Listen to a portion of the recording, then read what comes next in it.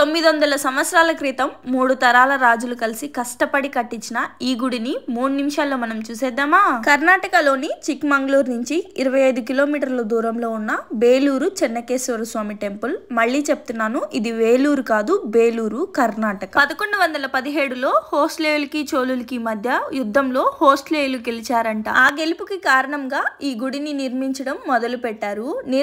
మొదలు పెట్టాక 103 సంవత్సరాలకి ఈ గుడి నిర్మాణం పూర్తయిందంట. విష్ణువర్ధన మహారాజు పాలనలో ఈ గుడిని స్టార్ట్ చేస్తే తన కొడుకు నరసింహబల్లాల దాన్నే కొనసాగించారంట.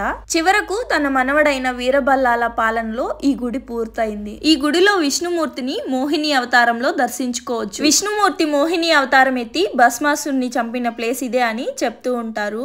విగ్రహం ఎత్తొచ్చేసి 9 అడుగులు ఉంటుంది. ఈ గుడిని కట్టడానికి 103 సంవత్సరాలు ఎందుకు పట్టిందో ఆ గుడి చూస్తేనే మీకు అర్థమైపోయి ఉంటుంది కదా. ఈ గుడిలో ఒక్కొక్కటి ఒక్కొక్క అద్భుతం. అసలు ఈ గుడికి మెయిన్ హైలైట్ అనిపించేది ఈ మిడిల్ పార్ట్.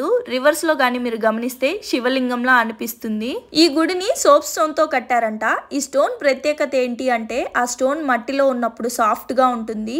దాన్ని బయటకి తీసి శిల్పాలు చెక్కిన తర్వాత రోజులు గడిచే కొద్దీ ఆ రాయి అనేది గట్టిగా అయిపోతుందంట. ఈ గుడిని మనం డీటెయిల్ గా మొత్తం చూడాలే గాని 4-5 గంటలు ఈజీగా పడుతుంది. గుడిని చూస్తున్నారు కదా, గుడిలో ఏ మూల కూడా వదలకుండా ప్రతి మూలన కూడా శిల్పాలని చెక్కారు. ఇక్కడ మొత్తం 10,000కు పైగా శిల్పాలు ఉంటాయని చెప్తున్నారు. విష్ణుమూర్తి ఆలయం కాబట్టి విష్ణుమూర్తి యొక్క అవతారాలన్నీ కూడా చాలా క్లియర్ గా, చాలా డీటెయిల్ గా చెక్కి ఉంటాయి. ఎంతమంది కళా నైపుణ్యులు పనిచేసి ఉంటే ఈ గుడి పూర్తయి ఉంటుందో ఒక్కసారి ఆలోచించండి. పిల్లల దగ్గర నుంచి పెద్దవాళ్ళ వరకు తప్పకుండా ఒక్కసారైనా దర్శించుకోవాల్సిన ఆలయం.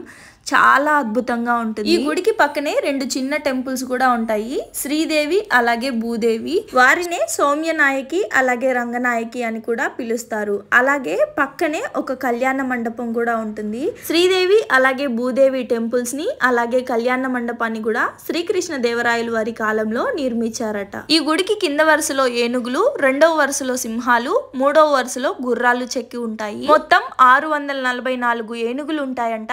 అది కూడా సేమ్ రిపీట్ కాకుండా డిఫరెంట్ గా ఉంటాయంట మొత్తం కూడా. ఇక్కడ గమనించారంటే మొత్తం కూడా విష్ణుమూర్తి యొక్క అవతారాలన్నీ కూడా ఎంతో నీట్ గా డీటెయిల్ గా చెక్కి ఉంటాయి. మీకు మొత్తం డీటెయిల్ గా చూపించాలి అంటే ఈ 3 నిమిషాల వీడియో అస్సలు సరిపోదు. మరి ఇంతటి ప్రశాంతమైన అద్భుతమైన దేవాలయాన్ని ఒక్కసారైనా దర్శించుకోకపోతే ఎలా చెప్పండి. వీలున్నప్పుడు తప్పకుండా ఒక్కసారైనా దర్శించుకోవడానికి ప్రయత్నించండి. అలాగే ఈ వీడియో మీకు ఎలా అనిపించిందో తప్పకుండా కమెంట్ చేసి, వీడియో నచ్చితే లైక్ చేయండి.